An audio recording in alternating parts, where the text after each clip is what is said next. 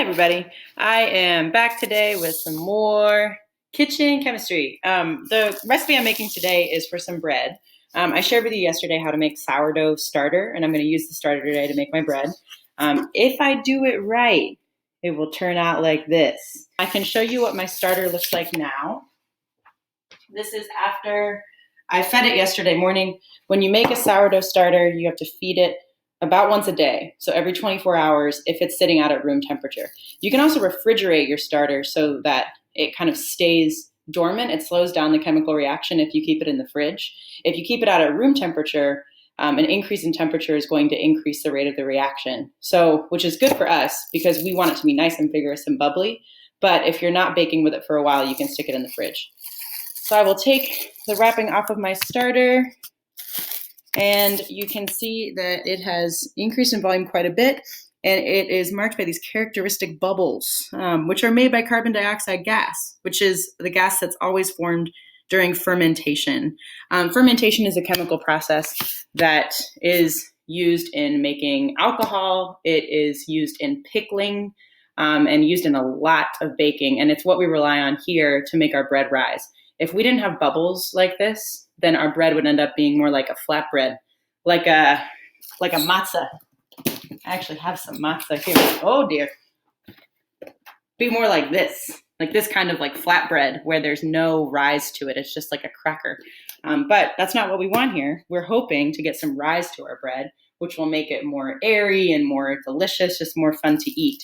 So that's what we're going for. This recipe, I had to soak my currants, which are here.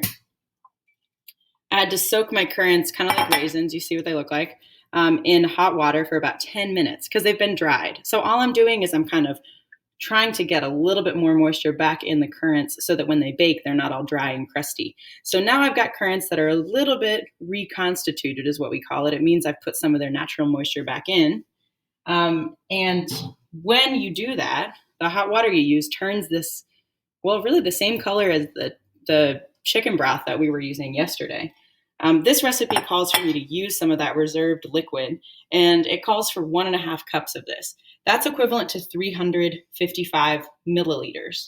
But what I can do here, and let me just redo this again so you can see, is if I place my bowl on the kitchen scale, just like this, I'm going to try to tilt this down so you can see.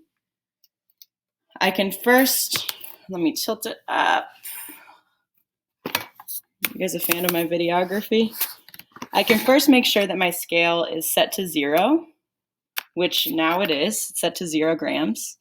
So it's basically pretending like the bowl isn't there because I'm not interested in the mass of the bowl. I want to make sure I'm adding 355 milliliters of this reserved currant soaking liquid to the bowl. Now, the nice thing about water is that it has a density of 1 gram per milliliter. That means that 1 milliliter of water has a mass of 1 gram. I know this is not pure water, but it's mostly water, so it's close enough for me to approximate. That means that where it says 0G, I can use grams, and instead of measuring 355 milliliters using a graduated cylinder, or you'll actually see that on the side of my measuring cup, there are milliliter measurements given to you. I don't have to do that. I can just pour into the bowl and stop when it gets to 355. So that's what I'm going to do. Need a little bit of a mess. Close, a little bit more. And there it is, exactly 355. So I know I have precisely the amount of liquid that I need. At this point, I will carry on with adding some rye flour. So my recipe calls for rye flour, and it calls for 435 grams. Rye flour is just a different grain than regular flour. It's going to make a loaf of bread that's like kind of more dark brown than what you would normally see. Man, I wish I could make this for you guys and bring it into school. Maybe you would like it. Maybe not. What's nice about this is I don't have to dirty any extra dishes. I'm just measuring by mass. It looks like I'm almost there to 435 grams. There we go. All right. So there's my rye flour. And then this recipe actually calls for me to use active dry yeast in addition to my starter. Active dry yeast, you can buy it in a jar, or you can buy it in these little packets that you cut apart. It looks like this. It's this almost like it looks like sand, these little particles. Yeast is a naturally occurring microorganism that accelerates the process of fermentation. Now I want you to see what my total mixture looks like. I have my starter that's at the bottom. I added my cooking liquid that I had already measured out. I added my currants, which are all on the top, and my active dry yeast and my salt. So at this point, I just have a mixture. At this point, probably I don't have that much of a chemical reaction going on. The yeast might be beginning to interact with the flour and begin the process of fermentation. But first, I need to mix it together. So right now, we would just classify this as a mixture. And as I mix and knead it, I'm going to be encouraging that chemical reaction called fermentation to take place.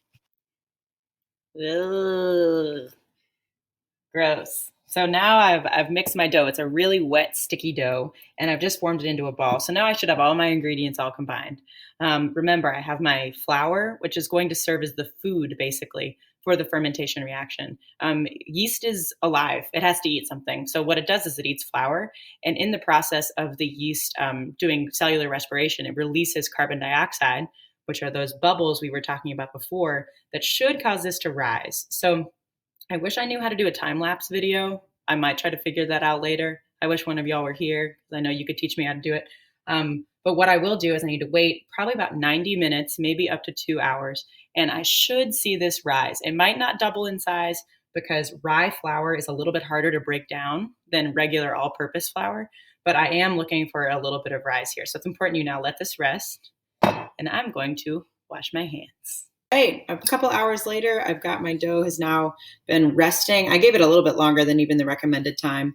And you can see we did get some rise. It's maybe hard to tell, but it wasn't quite as much earlier. What I now need to do is I'm going to take this out and shape it into a loaf. All right, so here it is. Once I've shaped it into a loaf and put it in the pan, I now have to let this sit for another 2 hours. So just observe it comes out almost to the top of the pan. It already has risen some. It's still doing that process of aerobic respiration. So using the oxygen that's in the air around us to create carbon dioxide, which is why we should see a rise in the bread. Fingers crossed, it's worked okay so far. Well, we are just about ready to bake. I want to show you what happened after about an hour and a half of my loaf of bread, which is still unbaked, but it's been sitting in my loaf pan. And you can see it has risen just about 1/2 inch above the surface of the pan. If you look on the sides of the loaf, you can clearly see those areas that almost look like craters on the moon, bubbles, spaces where carbon dioxide gas had formed and then it pushed some of the dough out of the way.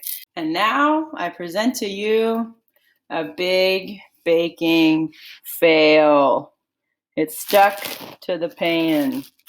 It did bake though, and one advantage to this is that you can see that there was just a little bit of rise. You can still see some of the bubbles that came from the carbon dioxide gas. That's all I got for you.